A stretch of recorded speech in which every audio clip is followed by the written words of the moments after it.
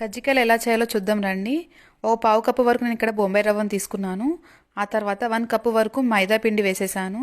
వేసేసి కొద్దిగా సాల్ట్ కూడా వేసేసుకొని వేడి చేసిన నెయ్యిని కూడా వేసేసి ఇలా ఒకసారి కలిపేసుకొని కొద్దిగా వాటర్ చల్లుకుంటూ చపాతీ పిండి కన్నా కొంచెం గట్టిగా పిండి తడిపేసుకొని పక్కన పెట్టుకోవాలి ఒక 10 నిమిషాల వరకు. ఆ తర్వాత ఇంకో ప్యాన్ పెట్టేసుకొని ఒక టేబుల్ స్పూన్ వరకు నెయ్యి వేసేసుకొని పావు కప్పు వరకు బొంబాయి రవ్వ వేయించుకున్నాను. ఆ తర్వాత 1 కప్పు వరకు ఎండు కొబ్బరి కూడా వేసేసాను. ఆ తర్వాత ఇలా వేయించుకున్న తర్వాత ఓ పిడికడు చక్కెర, ఆ తర్వాత 1 కప్పు బెల్లాన్ని కూడా వేసేసుకొని ఒకసారి బాగా కలిపేసుకోండి. ఆ తర్వాత ఇలాచి పౌడర్ కూడా వేసేసుకున్నాను.